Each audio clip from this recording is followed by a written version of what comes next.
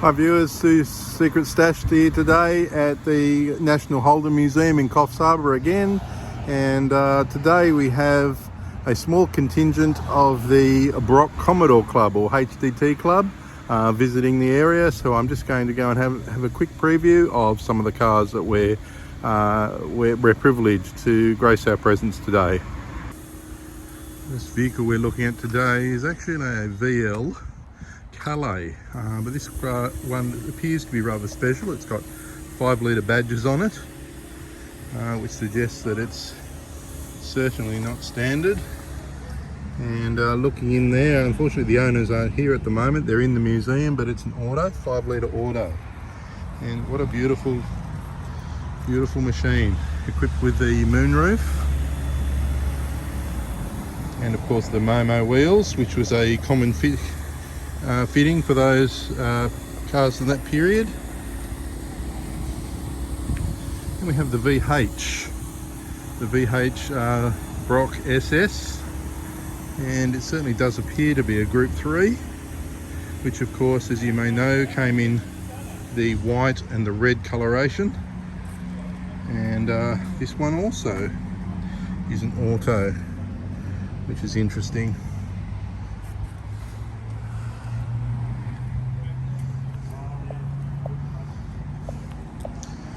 These cars have, I believe, have come up from Sydney and Newcastle, although this one appears to be from Brisbane, so Coffs is often a meeting point for these cars.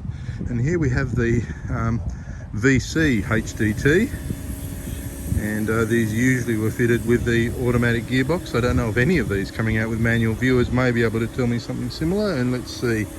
No, that one's a manual, so whether it's been changed over or whether they did come out in manual, but the only ones I'm ever aware of have always been automatics, so on historic plates. And what a beautiful car.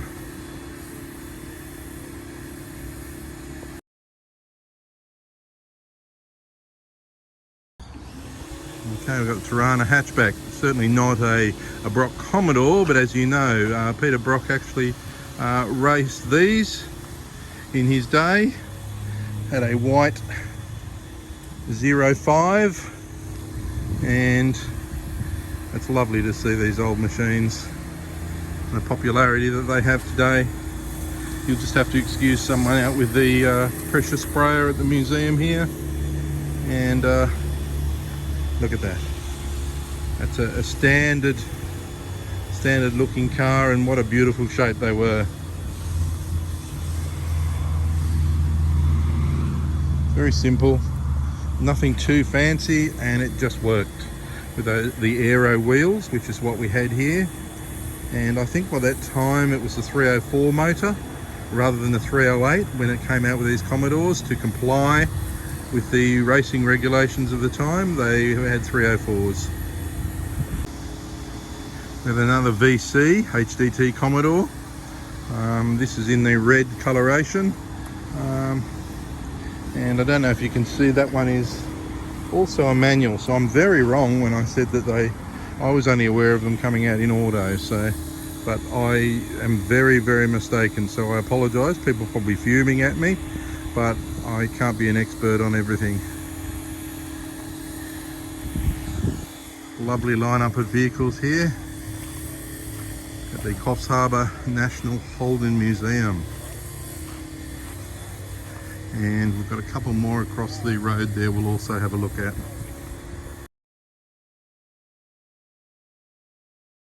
A couple more. This is not a repeat of the vehicle that you saw. This is a different vehicle. Lovely car, lovely and straight. Again, wearing the arrows, which they become renowned for, the VK. VK standard looking car. And just beautiful, absolutely beautiful. And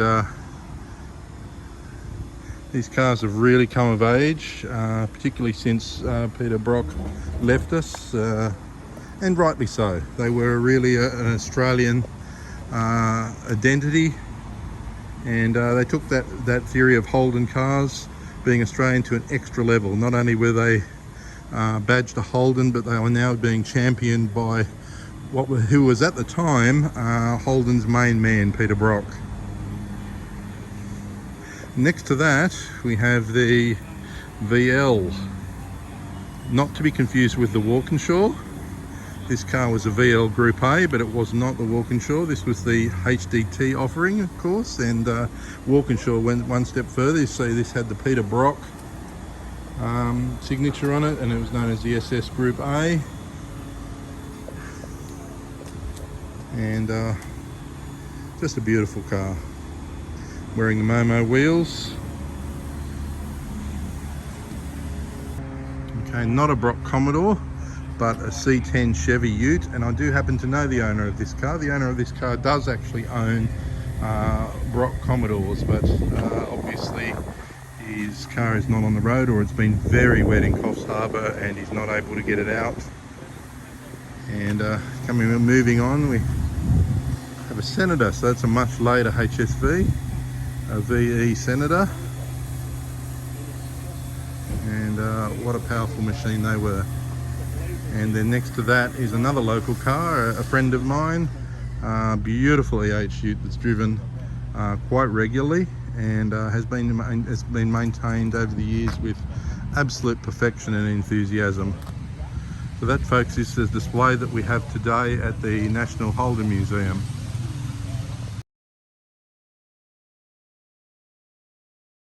Folks, Stoo from Stoo's Secret Stash here, and we've got two people who are of very good interest today to speak to. I've got Jim Middleton from the HDT Club. How are you today, Jim? Yeah, good, thanks, Stuart. And tell me, why would the Brock Commodore or HDT Club be interested in coming to the Holden Museum?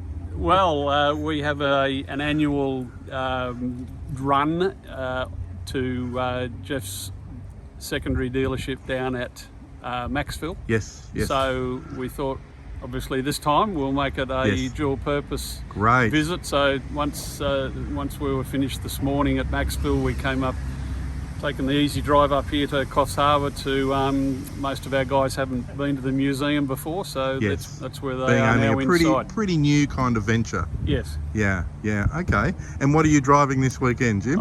This weekend I'm not in an HDT, I'm actually in an HSV, which is the Senator there. So yes, wearing Mexican number plates. Tomorrow, wearing the original Mexican number plates. Right. Very good. But we do have a host of HDT cars here, such as the Calais wagon here. Beautiful car. I was looking at that before. Indeed. Yes. Not many like that. 5 litre and manual. 5 litre auto, I should say. But pretty rare to see a wagon, an HDT wagon, let alone Mulberry, the colour, and the Momo wheels. Yes. We've got a number of other. We've got a HDT improved white, which started life as an SLX. It's a right. 4.2. Yes, so it's effectively the stage 1, series 1, isn't it? Well, based on that, yes. But if we were working with specs, that'd be... well, it's called an ADP, an Australian Dealer Pack. Right, okay. Yeah, and then so the VC. that was the one you had when you wanted an automatic and you couldn't get an automatic Brock car. That was the one to have at the time. So we've got an original VC there, which is one of the first 500 cars, and that's a manual. Both of these VCs I noticed are manuals, and yet I've had a couple of friends that have had these and they've always been autos.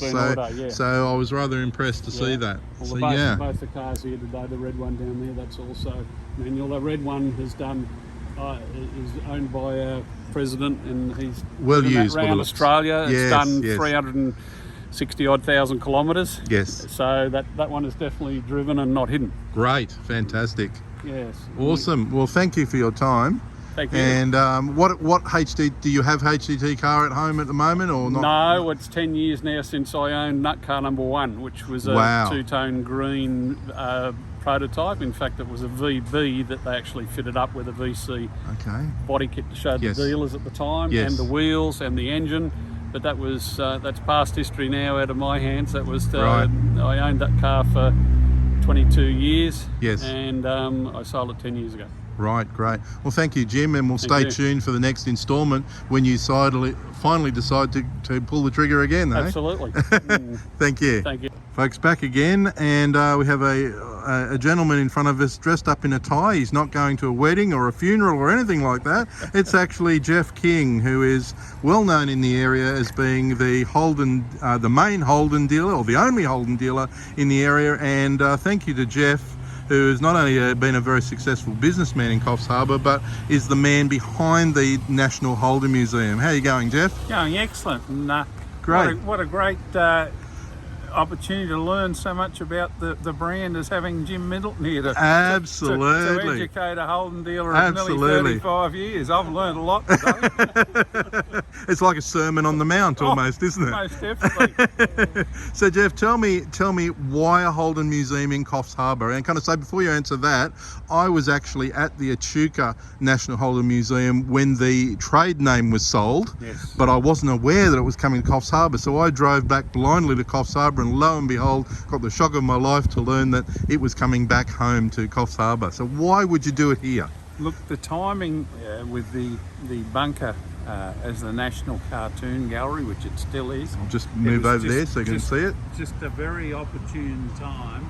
Yes. And I had these cars tucked away, and we needed to revitalise the building because it's a beautiful building. Yes. And as it turned out, I'd been to Echuca a couple of times. I didn't have the 48215, which I bought from there. I did notice that too, yes. But I was able to buy the naming rights and a considerable amount of the memorabilia that we also didn't have. Yes. And I'm not going to disclose how much the title was. I do remember, and I have it written in the catalogue, but it was very reasonable, I thought. It was terribly reasonable, and I might add that Tony and his brother, who I haven't yet met, but spoken to, they were excellent, and they were so pleased it was coming to be another museum. Yes, right. Okay. So obviously Holden is your passion. Holden is a passion. I've got these cars plus a few more tucked away. I've heard about this illustrious collection that you've got, and it's wonderful that we've got people that not only house a collection, but we're looking at nostalgia and history that we've got to maintain.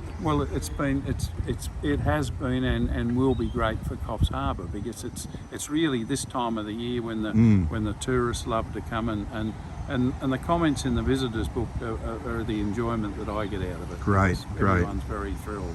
Yes. Okay, Geoff, so one last question before I go. Like I said, I run a channel called Stoo's Secret Stash, and it's a play on words about the fact that I've got a number of cars, some of which are Holdens. And when I wasn't maintaining my car collection, I had cars and parts, and so people were saying, oh, that pile of stuff over there is part of Stoo's secret stash that he's keeping hidden from his partner, which of course wasn't true. She just didn't want them parts at home. But I guess with all these cars, and you've got a number of cars, but you have to have a favourite. What is your favourite Holden of all time for you? Oh, look, I love the HT Premier, to be quite honest. Yes. I love that car. It's 14,000 mile from Maitland Motors in South Australia, and it's a beautiful car. It's a very original car, and I think that's my favourite. I might even duck in really quickly. I have got the members pass. Good. I might duck in really quickly. I didn't want to film anything in there, but just to film this car so we can attach it to this episode. Lovely. And then people will know what you're talking about. Geoff, it has been wonderful meeting you, and I'll have this up on YouTube, Stoo's Secret Stash, and we'll be doing a cast of the Holden Museum in its entirety in another occasion. Wonderful. Thank you, mate. Thank you.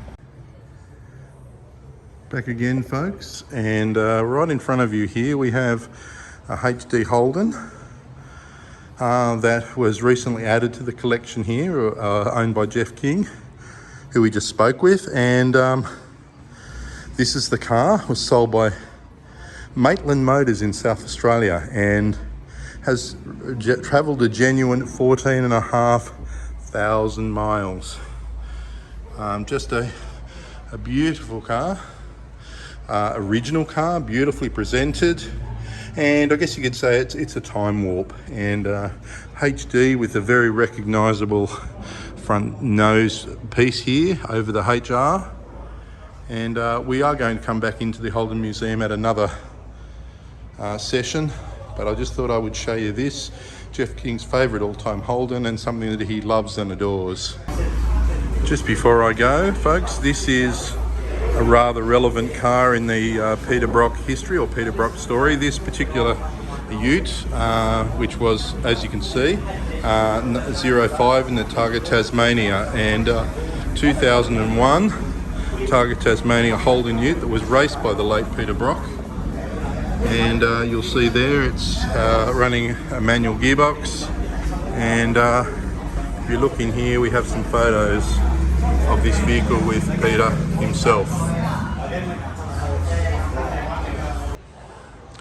So this is Stoo's Secret Stash signing out from the National Holden Museum, and we will be filming the actual contents of the Holden Museum at a later date. But stay tuned, we will be back on another occasion to do just that.